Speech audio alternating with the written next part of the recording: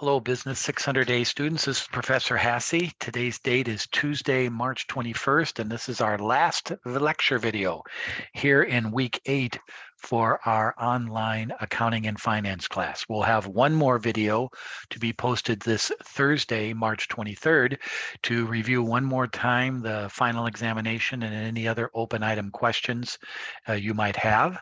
Also, we will have our student hours Thursday evening this week from 6 to 8 p.m. in case you have any last minute questions concerning the course.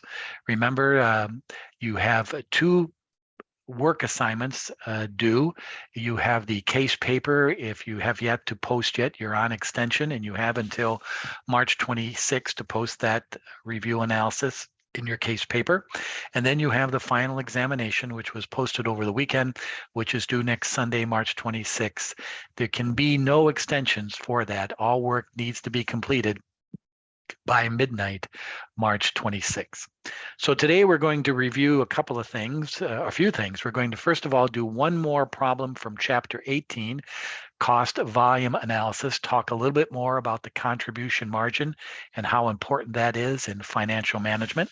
We're going to talk about budgeting, master budgets, looking at a problem 20-4 in the textbook to highlight the budgeting process.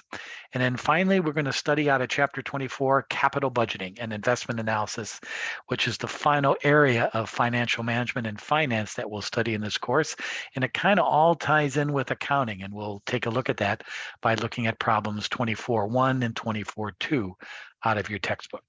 So that's the subject of our lecture video today. So let's first, before we get started, make sure we know where we are in relationship to our Blackboard and what needs to be done this final course week.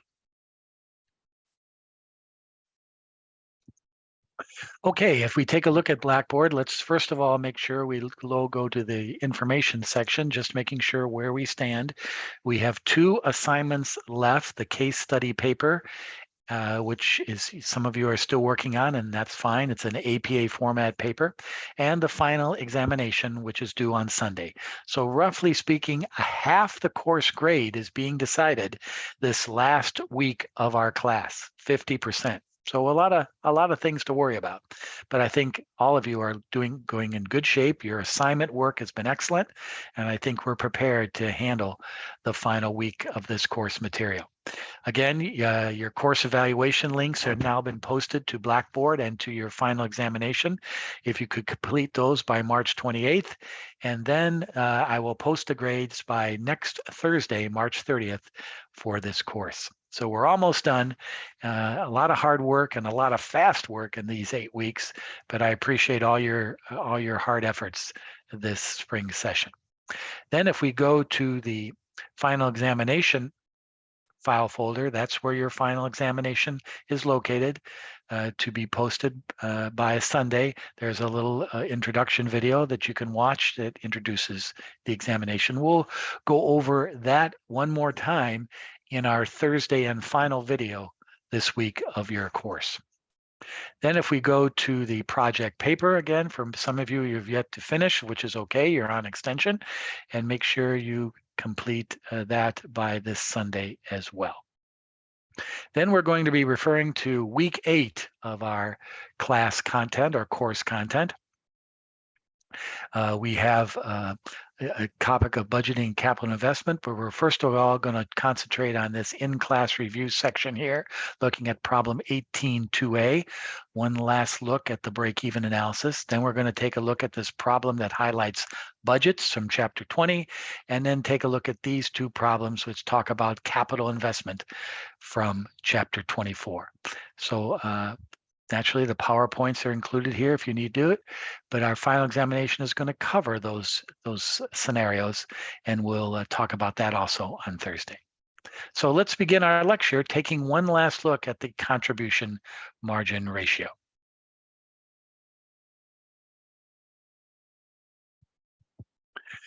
Okay, one of the keys to financial management and finance in a company is to determine when you make a profit. And what is your margin of profit, your contribution margin of profit.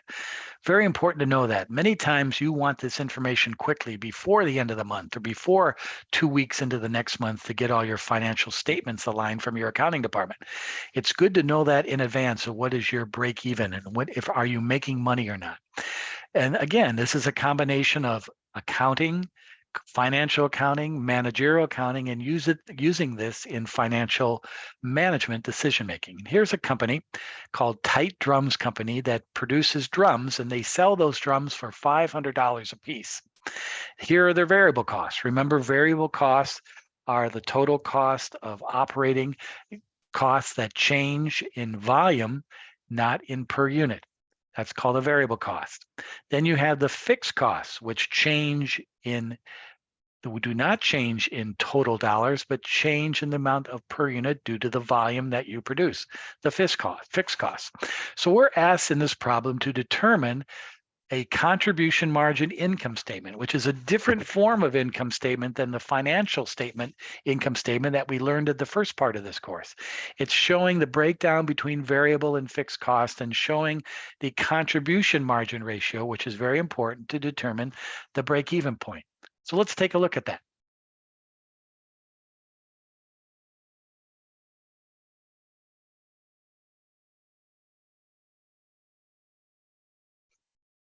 So again, this is an internal income statement. This statement is not showed to the outside world, your investors, your bankers, your financial analysts. This is like a managerial accounting financial management statement that shows what are your variable costs in relations to your fixed costs. So for example, the net income is still the same like on any financial statement, but it shows sales at 500,000. It shows variable costs at 140,000.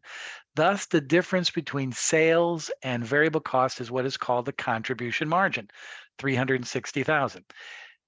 The fixed cost totaled 225,000, thus equaling the net income of 135,000. But the key thing here is you want your contribution margin to be higher than your fixed cost. If that's the case, you will make a profit. But sometimes in some companies, in many instances, the contribution margin is less than the fixed costs, then you're losing money and you're not covering those fixed costs by that contribution margin. Remember, after you cover all your fixed costs, the contribution margin then becomes your profit margin. And that's a very important concept in financial management.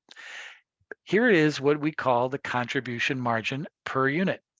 Remember, we're producing and selling 1,000 units here. So that's our selling price per unit is $500. Our variable cost per unit is $140. Thus, our contribution margin ratio is $360. That equals to a 72% contribution margin. In other words, the contribution margin of 360 divided by $500 selling price means that 72% is profit in that regards to variable cost and selling price. And that's an important concept because I'm going to bring this up now on the screen. One moment.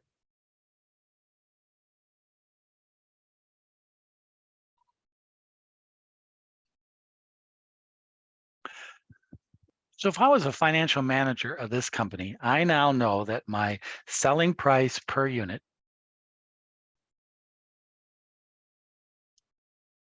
of $500, that's my selling price per unit, minus my variable cost per unit of $140, equals my contribution margin, which is $360. Well, by the cost volume analysis, if I take my fixed cost, which happened to be $225,000, and divide them by the contribution margin of $360,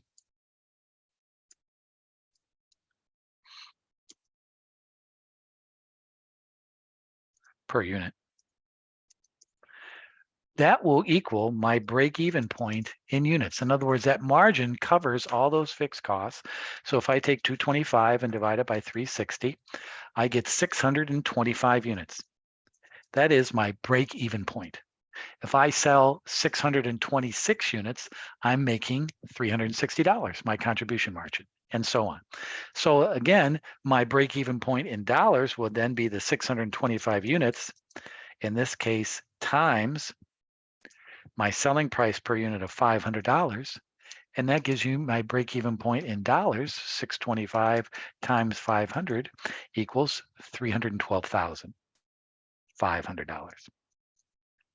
Another way also of looking at that is taking the fixed cost of $225,000 and dividing it by the contribution margin percentage. Remember, we determined that the contribution margin percentage is $360 into 500. That's 72%. If I divide 72% into 225,000,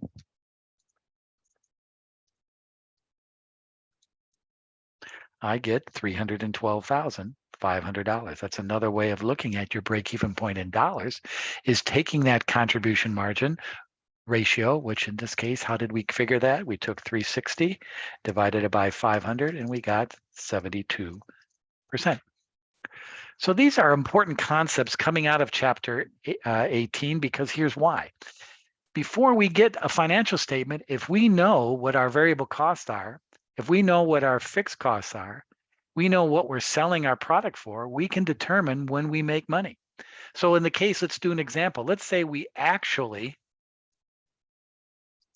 sell 700 units.